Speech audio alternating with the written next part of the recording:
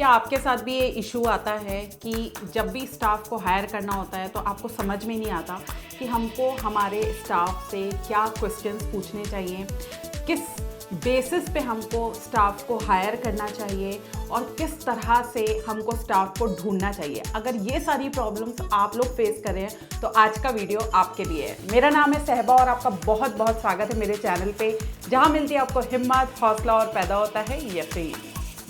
बस हमें थोड़ी सी हिम्मत दिखाएं, अपने आप को खुश करिए और अपनी डेली लाइफ रूटीन में आपको निकालिए। सो आज इस वीडियो में आपको कंप्लीट हायरिंग प्रोसेस जो है एक्सप्लेन करने जा रही हूँ, तो वीडियो को एंड तक ज़रूर देखिए। तो सबसे फर्स्ट स्टेप जो हायरिंग प्रोसेस में होता है वो होता है एक क्लैरिटी लेके आना कि आपको किस तरह का एम्प्लॉय चाहिए अपने सैलून के लिए। इसको हम बोलते हैं जॉब डिस्क्रिप्शन को रेडी करना। जॉब डिस्क्रिप्शन में हम मेंशन करते हैं कि हम एक्चुअली क्या क्वालिटीज़, क्या क्राइटेरिया के बेस पे हम एम्प्लॉय को हायर करने जा रहे हैं।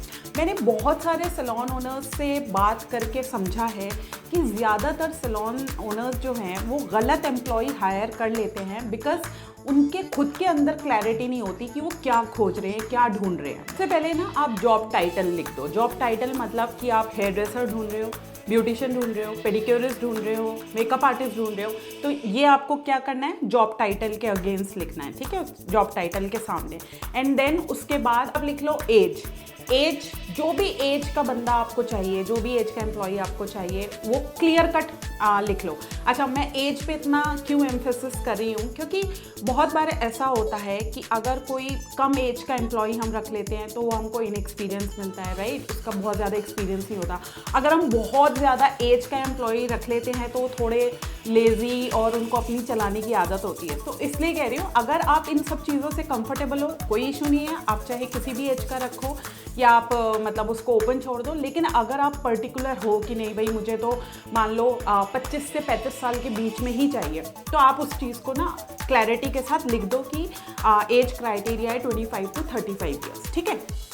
ऐसे ही अगर हम बात करते हैं तो एक्सपीरियंस का क्राइटेरिया, ठीक है, एक्सपीरियंस लिखो। आप कितने एक्सपीरियंस बंदे को ढूंढ रहे हो। तो अगर आप ढूंढ रहे हो कि आपको एटलीस्ट 5 साल का एक्सपीरियंस होना चाहिए तो भाई आप 5 इयर्स एक्सपीरियंस लिखो। अगर आप चाहते हो 10 साल का एक्सपीरियंस होना चाहिए तो 10 साल लिखो। अगर आप 8 साल का चाहते हो या आप 1 या 2 साल का भी चाह रहे हो, तो जो भी एक्सपीरियंस का बंदा आपको चाहिए आप वो लिख दो। क्योंकि मैं आपको ये सब चीज़ें इसलिए बोल रही हूँ क्योंकि आपको हर चीज़ हर एम्प्लॉय में नहीं मिल रही, करना पड़ेगा। आप कहाँ पे कॉम्प्रोमाइज़ करने के लिए रेडी हो ये आपको पता चलेगा, लेकिन जो प्रायोरिटीज़ हैं आपकी वो क्राइटेरिया में क्लियर रहेंगी कि भैया मेरा ये जो प्रायोरिटी है वो एज है, आपकी जो प्रायोरिटी है वो एक्सपीरियंस है, ठीक है। कई लोगों की प्रायोरिटी लोकेशन भी होता है। मान लो आप ऐसा एम्प्लॉय ढूंढ रहे हो जो आपके एरिया में ही रहता हो ताकि देर तक सैलून में रहे और अगर कभी ज़रूरत पड़े जल्दी आने की तो वो जल्दी भी आ जाए। यहाँ से हमें टेक्निकल स्किल्स का भी क्राइटेरिया क्लियर रखना है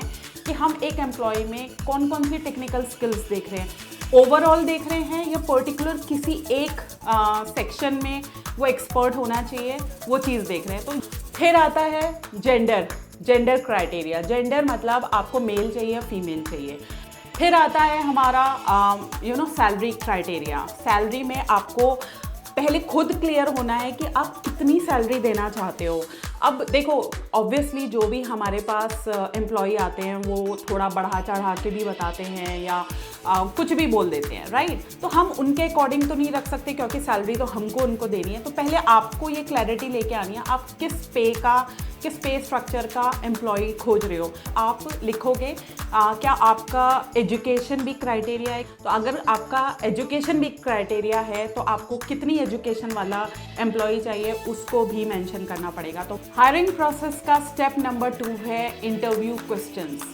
बहुत गड़बड़ करते हैं सैलून ओनर्स, वो सोचते हैं कि they are well prepared for the interview, और जब इंटरव्यू के लिए या ट्रायल के लिए जब हमारे पास एम्प्लॉयज़ आते हैं तो हम एकदम ब्लैंक होते हैं। हम उनसे ज़्यादा कुछ पूछ ही नहीं पाते क्योंकि हम वेल प्रिपेयर्ड नहीं होते।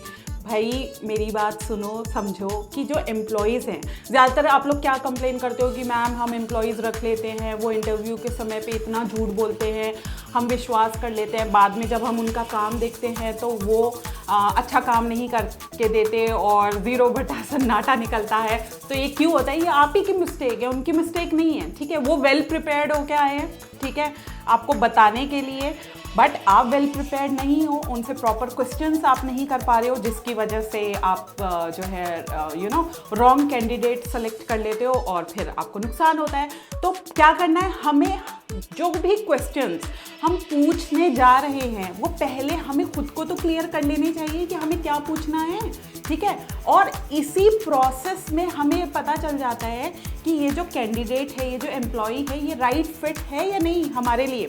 अगर वो हमारे लिए राइट फिट नहीं होगा, हमको समझ में आ जाएगा। क्यों? क्योंकि हम इस तरह के क्वेश्चंस प्रिपेयर कर रहे हैं कि झूठ बोलने की गुंजाइश बहुत कम होगी और एग्जैक्टली जो हम खोज रहे हैं अपने कैंडिडेट में, अपने एम्प्लॉय में, वो हम अच्छे से देख पाएंगे, ठीक है।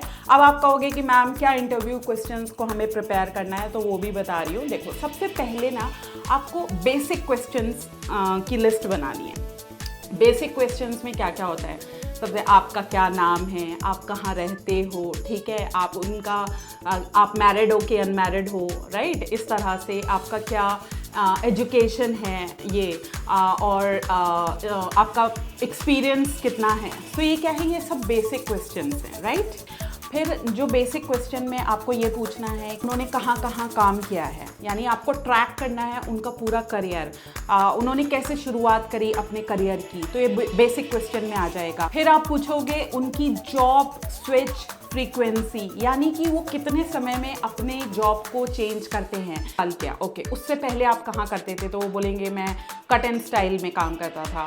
एग्जाम्पल दे रही हूँ, सब नाम जो है ना ये एग्जाम्पल्स हैं।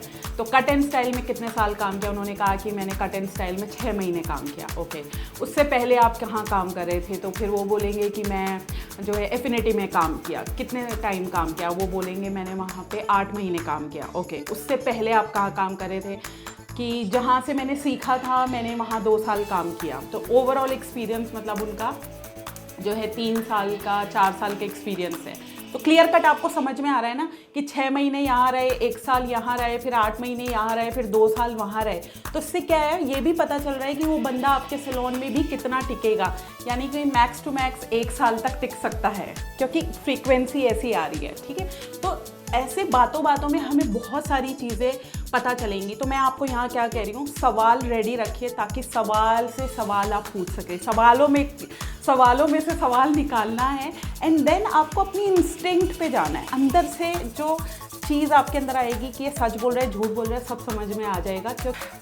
फिर आपको थर्ड क्वेश्चन उनसे ये पूछना है कि वो एक्चुअली क्या खोजते हैं जब वो जॉब ढूंढते हैं, तो किस तरह की ग्रोथ वो एक्सपेक्ट करते हैं सैलून से, वो चीज़ भी जानने की कोशिश करिए। ये भी पूछिए कि उनके छोड़ने की क्या वजह है, ठीक है। अगर वो किसी सैलून में 8 महीने रुके हैं, 8 महीने बाद उन्होंने क्यों छोड़ा। जो हम एक दूसरी जो क्वेश्चन लिस्ट बनाएंगे वो हम बनाएंगे टेक्निकल क्वेश्चंस की list. So second question list बनेगी हमारी टेक्निकल क्वेश्चंस की। टेक्निकल क्वेश्चंस में आप उनके वर्क एथिक्स के बारे में पूछोगे कि मतलब जो वो प्रीवियस जहाँ पे भी काम कर रहे थे वहाँ उनका क्या रूटीन होता था, ठीक है, ये टेक्निकल में आ गया।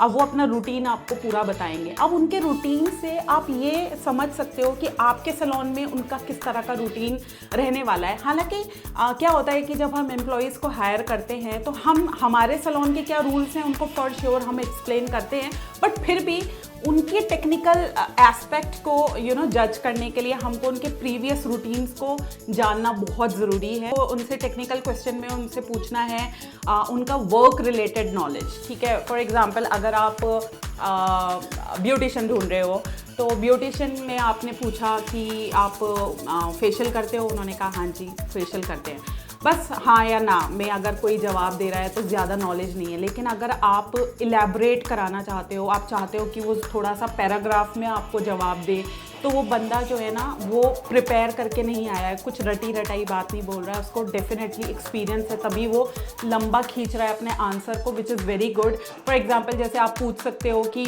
उनका ना कोई ऐसा एक्सपीरियंस पूछ सकते हो जिसमें उनको काफ़ी चैलेंज फेस करने को मिला हो। फॉर एग्जाम्पल आप उनसे पूछिए कि अगर जैसे वो आपके सैलून में आ रहे हैं और आपके सैलून में अगर रश है, मतलब 2-3 क्लाइंट्स जो हैं वो बैठे हैं, एक हेयर कट के लिए बैठा है, एक केराटिन के लिए बैठा है, एक कलर के लिए बैठा है, तो क्या वो हैंडल कर पाएंगे, या उन्होंने कभी ऐसे पिछली जॉब्स में हैंडल करा है इतना सारा वर्क एक साथ। अब वो एक्सप्लेन करेंगे, आपको सब कुछ बताएंगे, अगर उन्होंने करा होगा तो बताएंगे, अगर नहीं करा होगा तो भी बताएंगे। तो हमें स्टाफ से या एम्प्लॉय से या कैंडिडेट से इन बातों को निकलवाना पड़ता है स्मार्ट क्वेश्चंस पूछ के। तो हमको पहले स्मार्ट क्वेश्चंस रेडी करने हैं, पूछने हैं, तभी हमको स्मार्ट एम्प्लॉय मिल पाएगा, ठीक है। अब थर्ड कैटेगरी ऑफ क्वेश्चन आता है हमारा पर्सनैलिटी का, ठीक है। अब हम ये भी जानना चाहेंगे कि वो किस टाइप की पर्सनैलिटी है। अभी हमने क्या क्या क्लियर करा, हमने बेसिक क्वेश्चंस पूछे, कहाँ रहते हैं और कितने समय काम किया है, कौन कौन से सैलून में काम किया है, कितने समय में वो छोड़ते थे, राइट, वो हमने डिस्कस कर लिया। फिर हमने उनके वर्क रिलेटेड नॉलेज को डिस्कस कर लिया अच्छे से। अब हम उनकी पर्सनालिटी को रिवील करने की कोशिश करेंगे, और पर्सनालिटी के जो क्वेश्चंस होते हैं, 1-2 एग्जांपल दे देती हूँ। आप उनसे पूछ सकते हैं कि अगर कोई टफ क्लाइंट आ जाए या किसी क्लाइंट का काम खराब हो जाए, ऐसी सिचुएशन में वो क्लाइंट को किस तरह से हैंडल करेंगे, एंड देन सी वो क्या आंसर आपको दे रहे हैं कि टफ सिचुएशन में, क्योंकि अगर उन्होंने इस तरह की चीज़ें पहले हैंडल करी हुई होंगी प्रीवियस सैलून में, अगर इस तरह की सिचुएशंस क्रिएट हुई होंगी, तो फॉर श्योर उनको आइडिया होगा कि टफ सिचुएशंस में क्लाइंट को कैसे हैंडल करना है, अगर कोई कंप्लेन आ जाए तो कैसे हैंडल करना है। तो वो अगर वो वाली पिछली बातें आपको इस टाइम पे बता पा रहे हैं, that means that employ is experience और वो टफ सिचुएशंस को ईजिली हैंडल कर सकते हैं। हम इन क्वेश्चन से उनकी पर्सनैलिटी को रिवील करवाने की कोशिश कर रहे हैं कि उनका जो एटीट्यूड है टूवर्ड्स देयर वर्क वो पॉजिटिव है या नेगेटिव है। तो ये कैसे आप भापोगे, ये आप भापोगे जब वो बात करेंगे, तो आपको अंदर से फीलिंग आएगी कि वो अपने आंसर से आपको सेटिस्फाई कर पा रहे हैं नहीं कर पा रहे। तो अगर आप एज अ ओनर आप सेटिस्फाई हो रहे हो उनकी बात से, that means that employ is right fit for you, आप उनको हायर कर सकते हो। ऐसे क्या है, अभी हम सबने क्या किया, अभी सिर्फ हम क्वेश्चंस पे चल रहे हैं, अभी हम ट्रायल पे नहीं है, बट यहाँ तक पहुँचते पहुँचते हमको काफ़ी क्लैरिटी मिल गई कि हमें अब इस बंदे का ट्रायल लेना चाहिए या नहीं चाहिए, क्योंकि हम हर किसी का ट्रायल नहीं ले सकते, राइट। हम हर किसी का हर किसी से हेयर कट नहीं करा के देख सकते, हर किसी से हम फेशियल करा के नहीं देख सकते। तो वो अगर वो इन क्वेश्चंस को क्लियर कर जाता है एम्प्लॉय, तब जाके हम ट्रायल के बारे में सोचेंगे कि भाई हमको ट्रायल लेना है नहीं। अगर आपके एम्प्लॉय ने ये सारे जो क्वेश्चन के परफेक्ट आंसर दिए जिससे आप पूरे तरह सेटिस्फाई हो गए, अब आप उनको बोलो कि अब मुझे थोड़ा सा कुछ काम करके दिखा दो। अब आप लोग ये जानना चाहते होंगे कि मैम स्टाफ को कहाँ से खोजें, स्टाफ को कहाँ से ढूंढें। देखो, मैं कई बार अपनी रील्स में और वीडियोस में बता चुकी हूँ कि हमारी इंडस्ट्री में कोई भी रिलायबल सोर्स नहीं है जहाँ से स्टाफ मिलता है। स्टाफ खोजने का एक ही तरीका है, अपने नेटवर्क को स्ट्रॉन्ग करिए, नंबर 1। नंबर 2, नेटवर्क स्ट्रॉन्ग करना मतलब सबसे बोल दो कि भैया मुझे स्टाफ चाहिए। जो ऑलरेडी आपके पास स्टाफ काम कर रहा है उनको भी बोलो कि भाई अपनी फ्रेंड्स को सबको लेके आओ, मुझे जो है स्टाफ चाहिए, ठीक है। इस तरह से आपको स्टाफ मिल सकता है। आसपास की जो अकेडमीज़ हैं वहाँ जाओ, उनसे बात करो कि आपको अपने सैलून के लिए स्टाफ चाहिए, उनको भी जॉब चाहिए होती है, तो वहाँ से मिल सकता है। वेंडर्स से, डिस्ट्रीब्यूटर्स से, ट्रेनिंग सेंटर में, सब जगह बोलो, सब जगह हाथ पैर मारो, कहीं ना कहीं से लोग मिलेंगे, ठीक। नंबर 2, सोशल मीडिया पे पोस्ट करना शुरू कर दो। जो जॉब डिस्क्रिप्शन मैंने आपको बनवाया है उसको थोड़ा सा अच्छे से मॉडिफाई करके एक पेज पे सब चीज़ें प्रॉपरली मेंशन करके और पोस्ट कर दो। व्हाट्सएप पे पोस्ट कर दो, स्टेटस लगा दो, अगर आप फेसबुक पेज पे लगा दो, इंस्टाग्राम पेज पे लगा दो, तो आपके नोन में भी अगर कोई एम्प्लॉय होगा जो सैलून इंडस्ट्री से जुड़े हुए होंगे, तो फॉर श्योर आपके पास कॉल आनी शुरू हो जाएंगी। और थर्ड, मैं आपको ये बताना चाहती हूँ कि जो भी एम्प्लॉयज़ होते हैं, अगर किसी को जॉब की ज़रूरत होती है तो वो खुद भी हर सैलून में जाके अपना